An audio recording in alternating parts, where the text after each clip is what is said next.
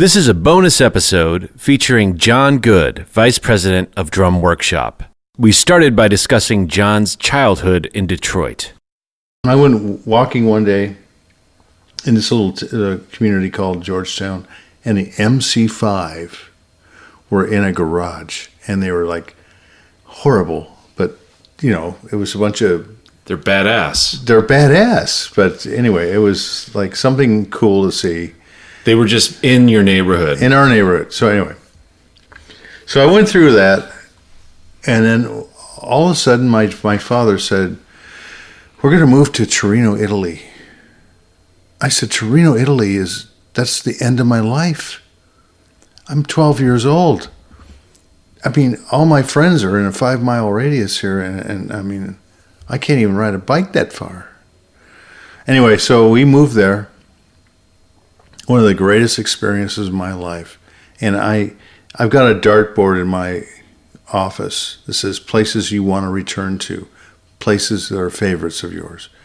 My sales team got me this, The Adventures of John Good global map, and I want to go back there.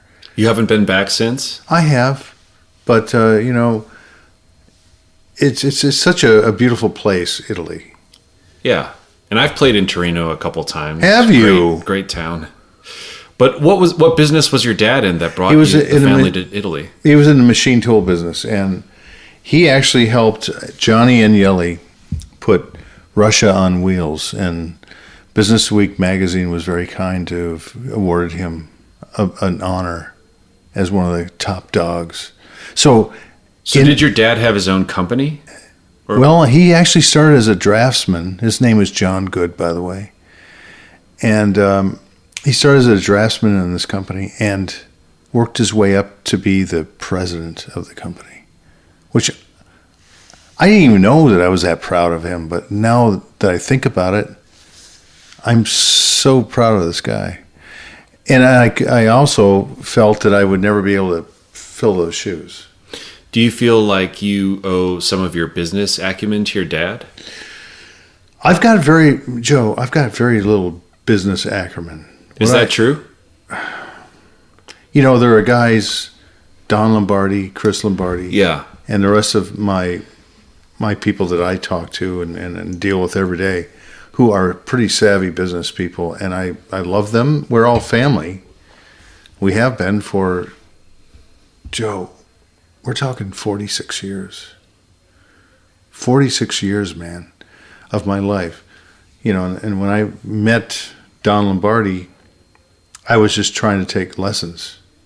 Right, because Drum Workshop started as a lesson studio, correct? Yeah, it was a teaching studio.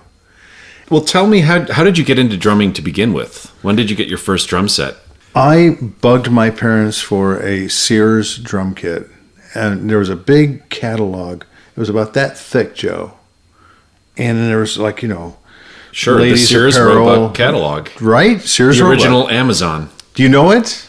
Yeah, of course. Well, I mean, anyone who's got one of those catalogs has got a treasure.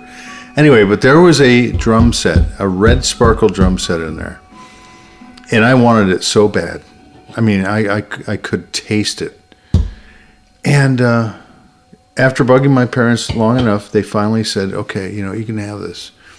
So one day, the Sears truck backed up in our driveway in Birmingham, Michigan, and out came this ginormous box.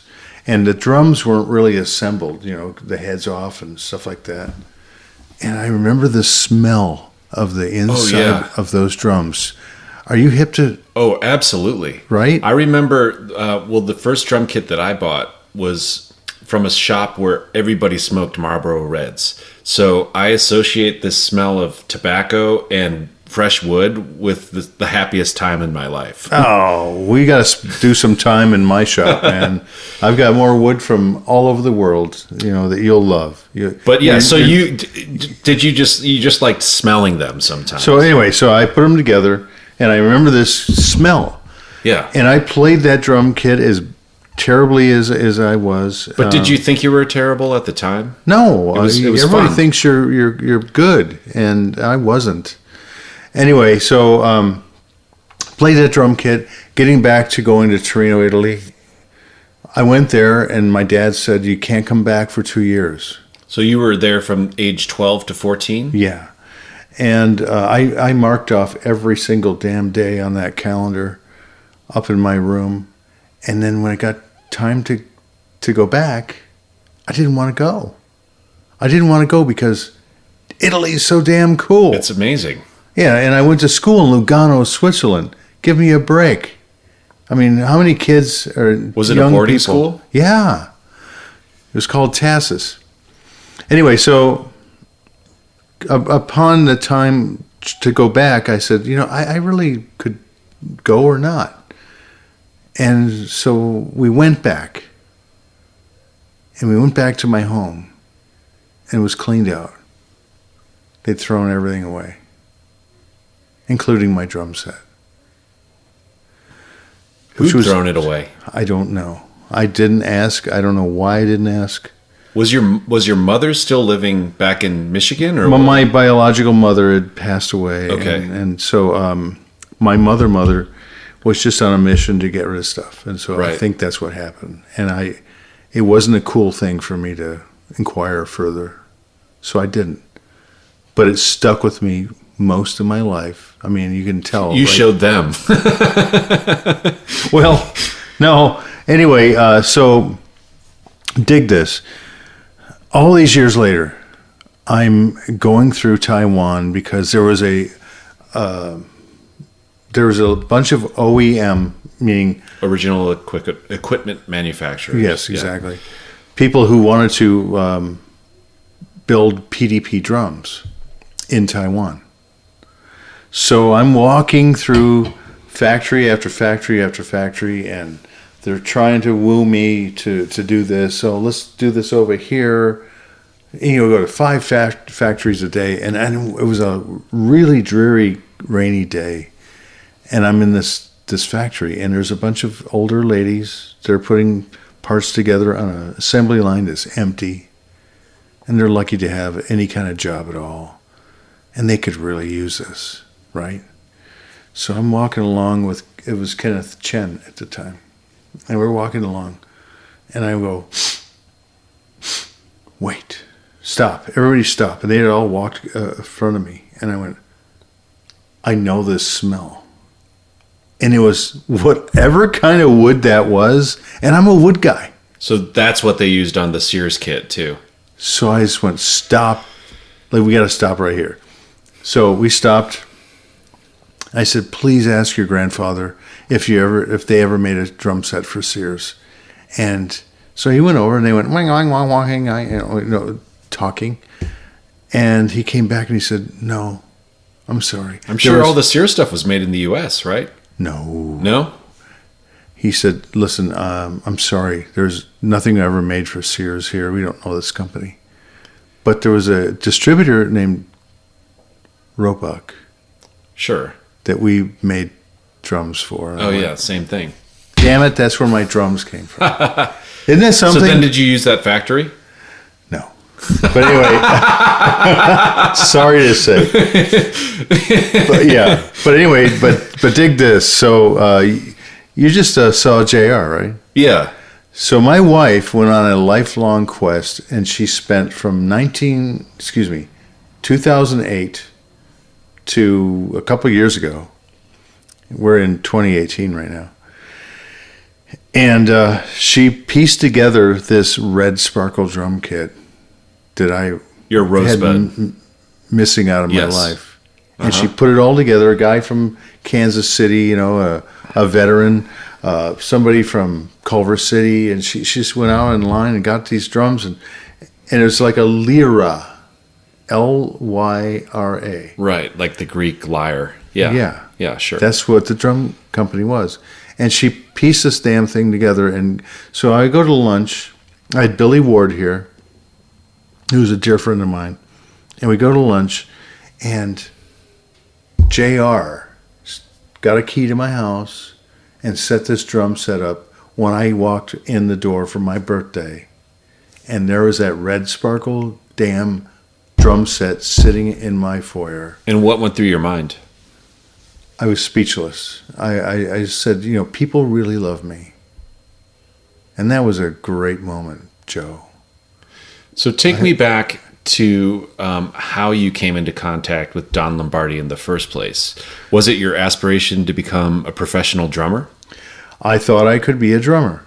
And because, I could make the girls dance, and hit 2 and 4 really hard. But you know what? I was terrible. And I look at the technique that Don Lombardi had and the people that he had taught, and they went on to music careers, touring and just like television shows and Broadway. And he looked at me and he said, you know what? You're not going to be one of those guys. And had you built drums for yourself at this point? No. So how did you get into it? Don said, look, I can't lose you, because I was kind of like get out of here, kid. You bother me. And no, we decided we wanted to put stuff together. And he had this idea for a throne. And we started working. I slept on the floor at DW in a 400 square foot place. It's now a nail salon. And where was it? On Lincoln and Ashland in Santa Monica. You got to go by there. I'll take you by there. You need to buy it. Buy it back. You know what? I probably should. But Set anyway, up your red sparkle drum set in there. just leave it there, right? Yeah. So anyway, we had a great time. So you moved to California with the aspiration of becoming a drummer, getting in a rock and roll band. No, I actually fell in love with this woman.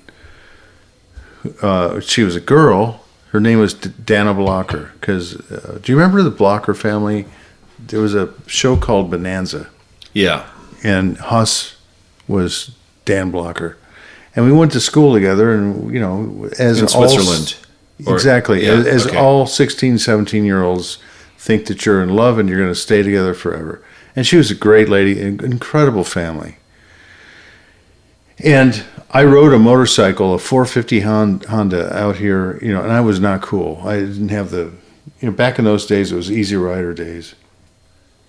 I had a straight handlebar and a black suitcase with no wheels on it, because they didn't have wheels on suitcases back then, with a bungee cord. And I drove out here with bugs in my teeth and pretty much got here, and then we broke up, which was, it breaks your heart. Were you 18 or? I was 16, 17. 16, 17. Yeah. You already finished school? Yeah, I finished school in Lugano. What was your plan? My plan? Yeah, after you broke up, what was your mindset? I wanted to really hone my skills. You want to sit down? No, I'm good. And try and be a drummer. And the drummer thing didn't work. Which drummers did you look up to at the time? At that time, I really looked up to Jim Keltner. Well, you can't do much better than that. Right. And he became a friend of mine. And to this day, he's a dear friend of mine. But I didn't really find the value in these Olympic drummers that could just do anything and flip upside down and backwards and kill everybody. I found that the cats that just like laid it down solid and hard. Yes. Those were my kind of people. And, and Keltner's got that laid back thing. Mm-hmm. Anyway, so we met through Don. Don and I are now working together, and we did this whole doggone thing, and it was so much fun.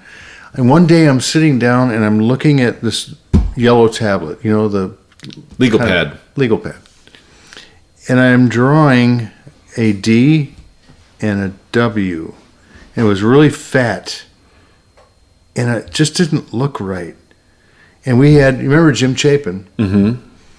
Jim was one of our first clinics. I think actually Ed Shaughnessy and Energy Force was our first one. But Don scraped together the dough to put a clinic on at Santa Monica High School, Barnum Hall. And we did this. And we needed our logo to look right. So the W just looked really wrong, but I sketched this out. There was no font that was like that. And I sketched it out and I wish like hell I'd kept this thing. And Don goes, no, that W's all wrong. So he took the I in Chapin, it was a big dot, and cut it in half and chopped off the middle part of the W and glued that on crooked. And that became the DW logo. So what were your aspirations for the company at that time? You're in a white van on 91 and 405. Yeah. Like, did you think we're going to create a drum manufacturing company? We bought Camco. Are you thinking you're going to make the biggest drum company in the world? Like, what did you want to do? Well, Joe, there's no thoughts like that in your head because I was following Don Lombardi, and Don Lombardi, he was driven to just keep us all working. And what did Don see in you to want to partner up with you? Well, I mean, it wasn't so much a partnership as it was he and I enjoyed time together. And I was a little crafty with my hands, and he didn't want to, touch tools like that because he was a drummer. Mm-hmm. And if you got hurt, I mean, there it goes. So anyway, it was a honest to God accidental thing that happened between us.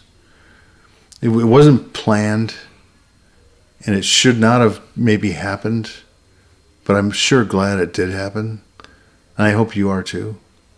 But he allowed me, and Don's such a great guy. I mean, and his son Chris, now is the CEO of the company.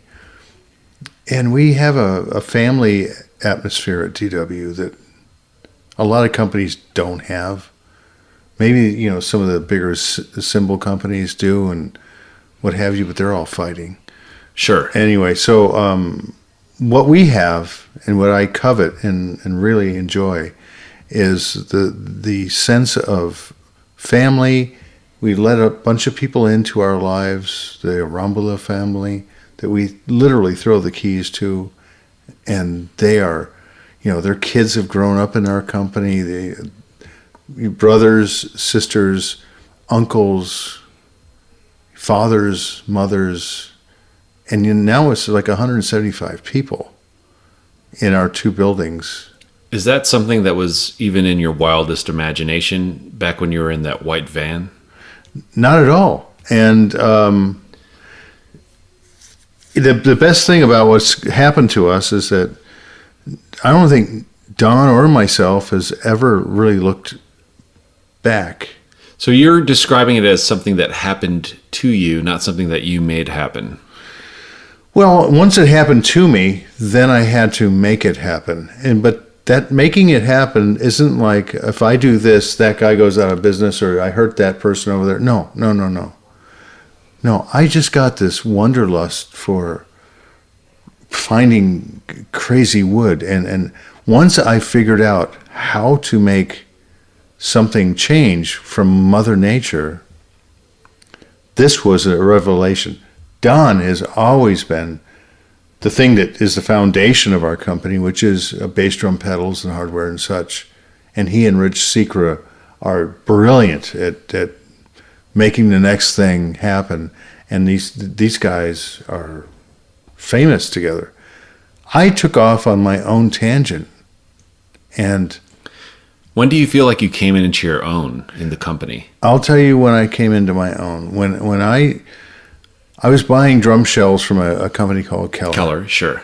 And every now and then they'd have a curly maple outer. Veneer, Curly maple is a vertical structure veneer, but it's like horizontal. And every single shell that I ever tapped on, because I tap on shells a lot, was low in pitch and timbre. So I said to myself, there's got to be something here. I don't know why anyone else has never pondered this thought. And so I said, what if we take, and this is the days when we just started making drum shells. When was the first time you made a drum shell? What year was that? Probably 95 Got or it. something like Yeah. that.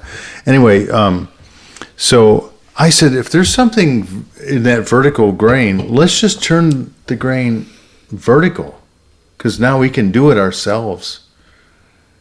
And oh my God, the pitch just went down. And I said, I'm right. I'm right about this. You can have a thicker shell. That, thickness usually means Projection. higher pitch. Yeah. Not in wood. It's all about grain orientation, and I discovered that. And if you want to talk about when I came into my own, it was right there, Pally. And how did you feel? You should have Did it feel seen the same Esther. as when you got that red sparkle When drum I came kit? home to my wife, Yeah. I was just like, I said, I'm king of the world. I mean, I figured it out. And then I started doing X grains and stuff like that. And all hell broke loose. I'm still having fun with this. So how would you describe your role in the company versus Don?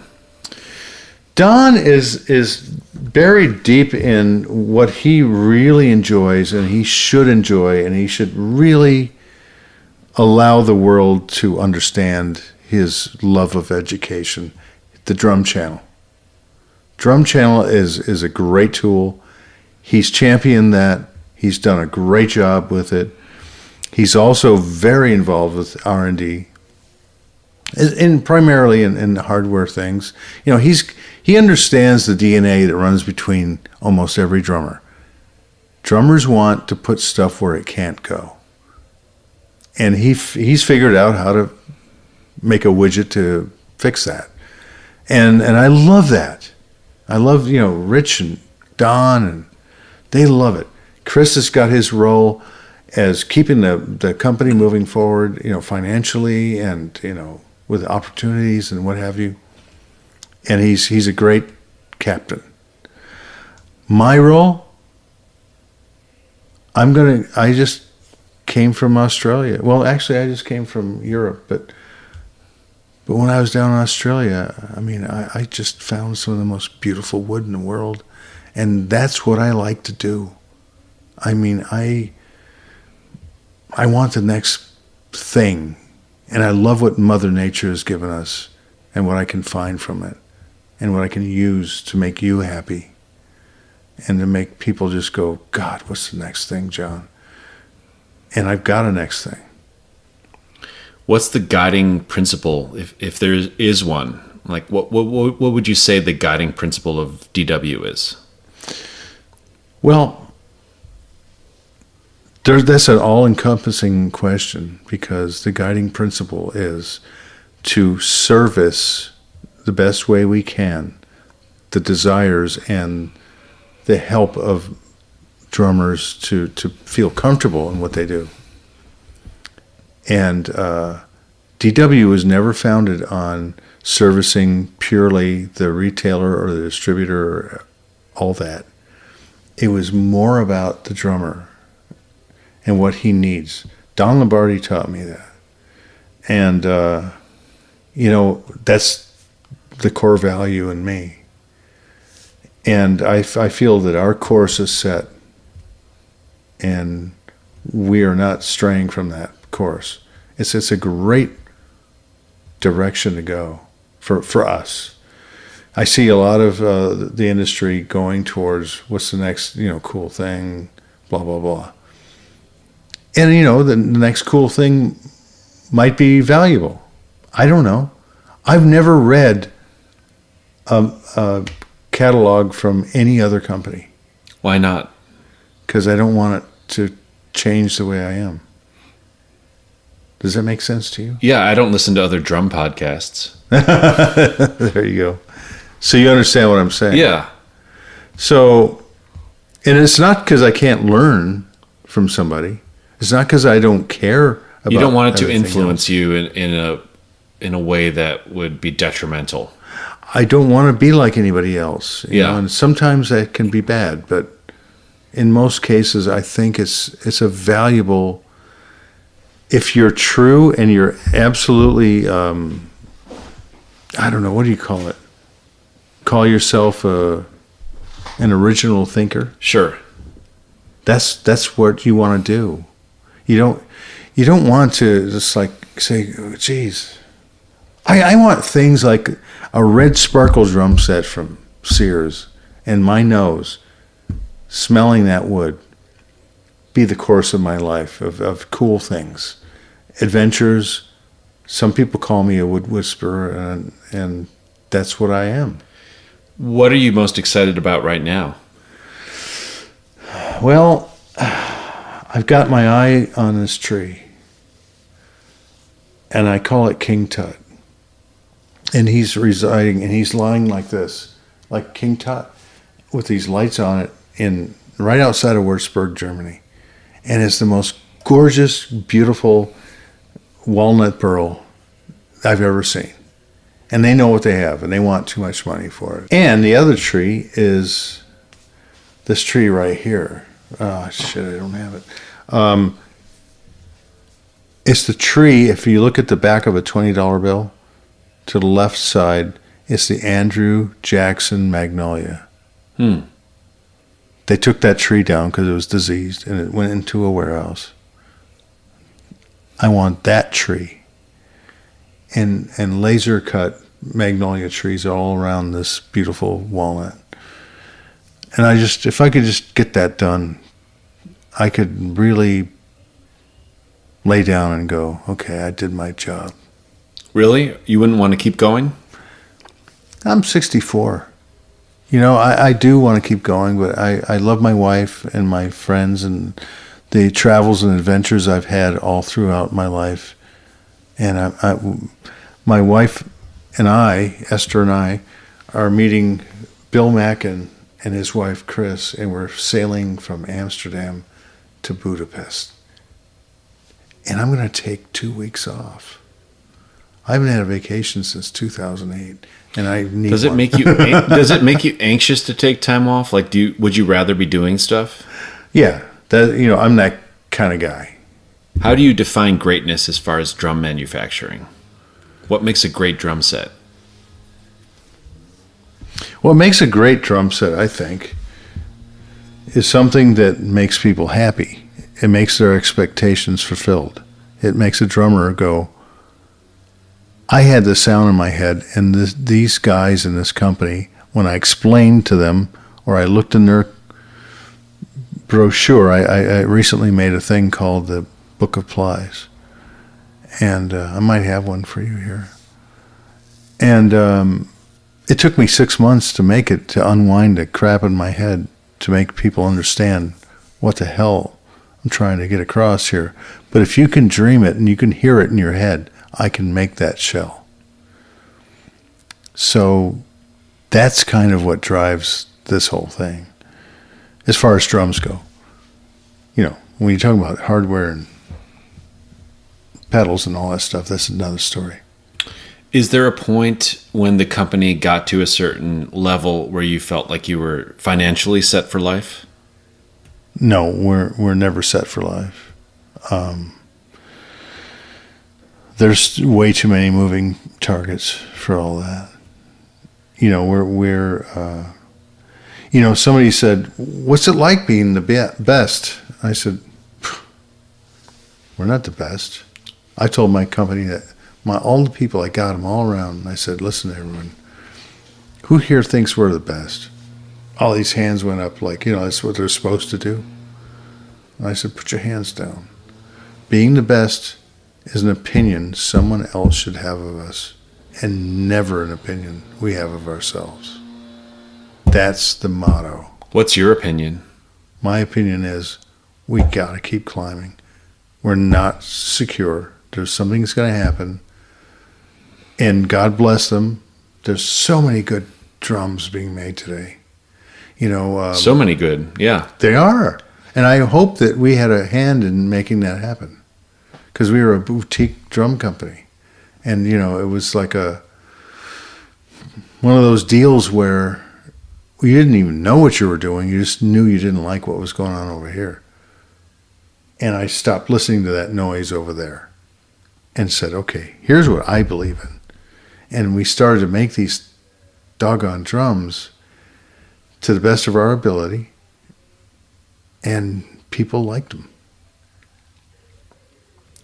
Did you go to college Yes. here in California? I went to Pepperdine. Okay, so you were going to Pepperdine while you were launching the company? I went to Pepperdine for a year right after I came from Switzerland. Ah, got it. Okay. And then I went to Santa Monica College, and I decided I got to make a living. My dad was mad because he was paying all these bucks for me to sit there. And you know what I told my father? He says, "What do you want to do with your life, son? This is a giant, a man who's just like put Russia on wheels." And I said, when stuff comes out of your mouth, you just can't believe it. And I said, "Anthropology?" As a question? No, Anthropology, he just, question mark? He just looked at me and went, "I'm not paying for that. You're going to dig up bones." Anyway, so he said, let's go for business. And so I went into the business world. And I learned enough about business to make business be a quest. Although you said earlier that you don't think that you have a strong business acumen. I don't. Per se. I'm a wood guy. And I have enough business sense for doing that. My wife, Esther Good, goes with me everywhere I go. And when I can't travel anymore, she'll take that role. Can you give me an example of a mistake that you've made throughout the course of your career and how you corrected it and got out of it? I have made mistakes about, buying too much wood or buying the wrong machine or making a acquisition of something that could have hurt my company. And the way you turn that into a positive is you create a new need by people who just, and I'm not using people or I'm not using drummers. I am just, sometimes when something goes bad, you turn into a good.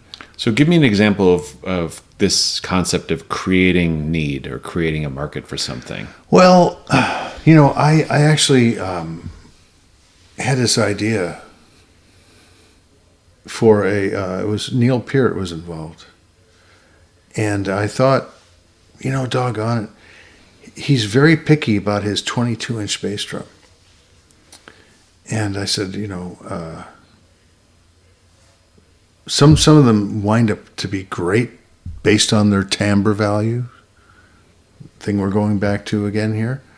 And some of them are not. How many 22-inch bass drums have you hit? And you go, on this one, and oh, that one's the one. Yeah. Right? Okay, so when it's not the one, you step up as a drummer to a 24. A lot of people, if you got a Jason Bonham leg for a kick drum, that's great. But I don't, and I didn't, and I don't have ever. And I'd hit these things and I go, 24.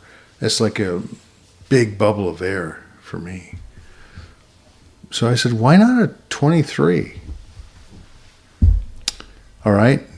That pisses people off. Are there 23-inch heads available? Well, I actually made a 23 out of a 24-inch. You want to know this story? Yeah. Out of a 24-inch body. No. How does it go? It was a 22-inch bass drum hoop, which became the mold for the 23, and a 24-inch shell became the hoop for the 23. I put it all together. I mean, I did it, man. I did it. I said, this is going to be the stuff. Where do I get a drum head? Oh, crap. So I called my pal Herbie May at Remo, and in 2 days I had prototype 23-inch bass drum heads, and boom, hit it, and everyone fell over dead. And I said, okay, this is the stuff. And Neil loved it. Absolutely loved it. and it's like one of the greatest bass drums. You got to try it sometime. Okay, I'll go over to Neil's house. Well, I don't think that'll happen. He's in Santa Monica, right? Yeah. Let's go. Yeah, but he doesn't have drum kits around him. So anyway, he's retired. Yeah, he's retired. So anyway, but you can come to my place and I'll show you. Okay. And it plays tight like a 22, and it's like beautiful. Anyway, crickets. You got to put a ton of marketing behind that. And we kind of tried. It was a halfway. So if you're asking if that was a mistake on my part, it might have been. But you know what? You play it, Joe. It's a kick drum that'll change your life. Do you feel like your opinion about what works and what's good tends to resonate with consumers? Well, that's another thing. I don't know if I make a mark on anyone's lives or not, because I don't really look around and. Well, I mean, if the goal is to make people happy and you're making people happy, then you're making a mark, right? I guess that's true, but I will not be so full of myself to say that I've done that for anyone. If that actually happened, then I can sleep tonight and feel good about it. Well, how do you feel when you go to a concert? Say you just came back from Las Vegas where you saw Earth, Wind and Fire and Ralph Johnson's playing a DW drum kit. How does it feel to see all these people dancing to a drummer playing your drums? Actually, it was John Paris. Okay. Ralph Johnson was his percussionist and singer. Okay. And those drums sounded great. I mean, if I don't say so myself. But I will tell you, it's gratifying that was chosen to be the drum set of choice. It's gratifying to see people smiling and dancing in the aisles and what have you. The drummers playing the drums. A guy like John Paris could make anything sound great, but he chooses to be a heart and soul brother of mine in the instrument that I make for him, and I'm proud to make that instrument. So, I saw a kid on TV today because my back is in trouble right now. So I stayed home, and thank you, by the way, for coming to You're my welcome. home. And I just didn't want to get out of here. And I turned on the TV and the Today Show, and there's a DW kit with Puth. So anyway, so there's a ton. Does that feel rewarding? Yes, it absolutely does. It really does, and you see a lot of them. You see a lot of Super Bowls, when Pepsi or Coke is paying $8,000 or $8 million a minute or something, and Springsteen's playing for 8 minutes, and there's Max, yeah, it's free time, yeah, but it's not free. It's a lifelong commitment to these people. Do you think that there's a common thread that runs through the lives of all the drummers that you've worked with? Do you find commonalities between all their personalities or their lives? Yes, I absolutely do. And I'll tell you what that thing is. These people came to myself, Don Lombardi or Chris Lombardi, Scott Garrison, Steve Vega, Scott Donnell, the people who are in that angle of our business. They came to us and they knocked on our door and they said, "Can we come in?" And yes, you can. It's not like it's against my moral rules for anyone in my company to go knock on somebody's door and say, "Hey, we like what you do right now, so let's do this." And by the time that tour is over with, then we're done with you. That's not the way DW operates. If you want to play my instrument and you honestly are doing the things that are the right things and healthy and cool and good for, the industry, walk through that door. But I don't go knocking on your door. And so I'm proud of that. as a mantra for our, A&R business model. And it's pretty damn cool to see how many people walk through that door. Is there anything about yourself that you would wish you could change? Yeah, I want to look like Brad Pitt. You kind of do. You're right. So the thing I would love to change about myself, Joe, is if I wasn't so worried about the fact that something bad will happen with my people who work for me. I always have this course that I've set personally, and I will go to the mat. I will walk across glass. I will crawl through barbed wire for these people who make DW happen. And I'm so proud of them, and I will do anything for them. Christmas time, the holidays, all this stuff, it's my favorite time with my people. And the thought that something could change that terrifies me. So it's an interesting question, but that's how I feel. So why do you wish you would worry less? Because you feel like worrying is not productive? Well, worrying to me is a productive emotion. So then why do you want to change it? Well, because I've given 46 years of my life. And Joe, I think it's time for you to worry about my stuff. I'm worried about my own shit over here. Yeah, right. No, there is a point in time when you just go, geez, I think I've given, and I will know all these people all my life. I know I will. What's left of, one's life. And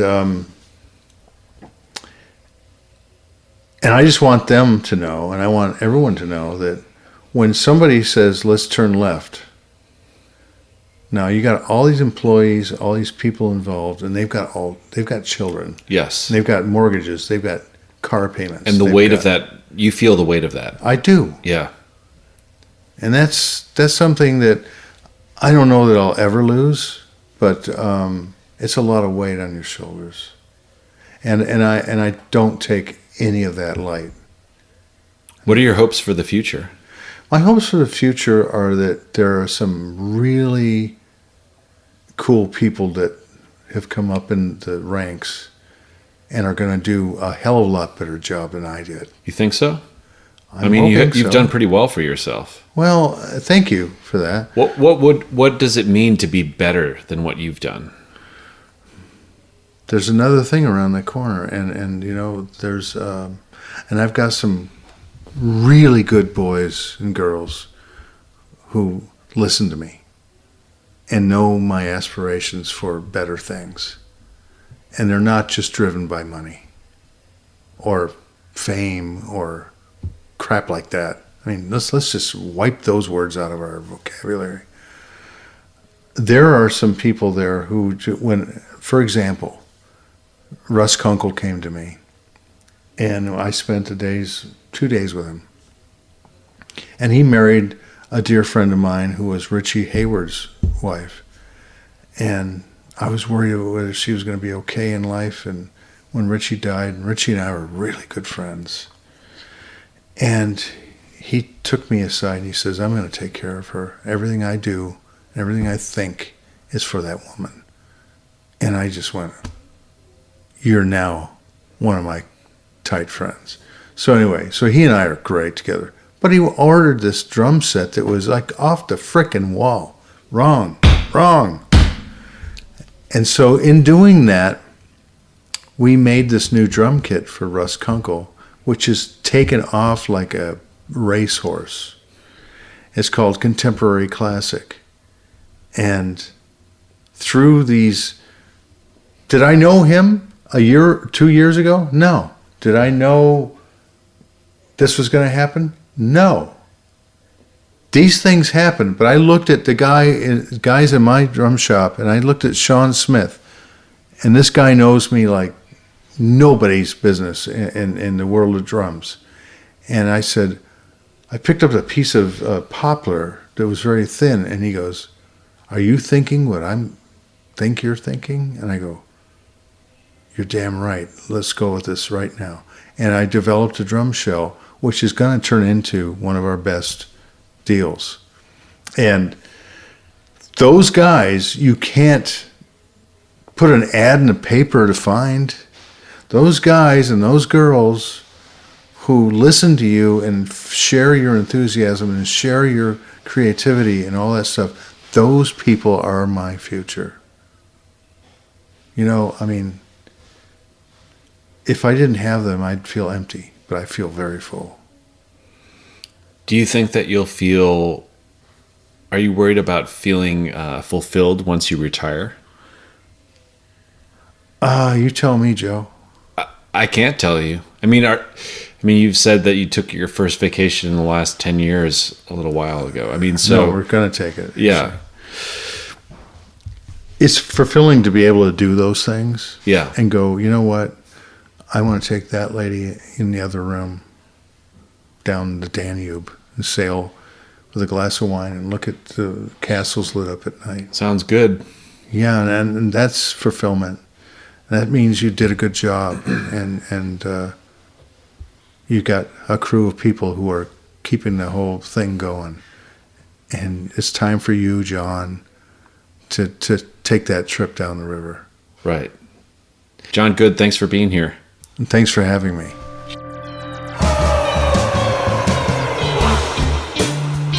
The Trap Set is produced by me, Joe Wong, along with Chris Karwowski, who also edits the program. Follow us on Twitter, Instagram, and Facebook at The Trap Set, and visit our website, thetrapset.net, to subscribe to our show for free. If you enjoyed what you heard today, please donate to our show.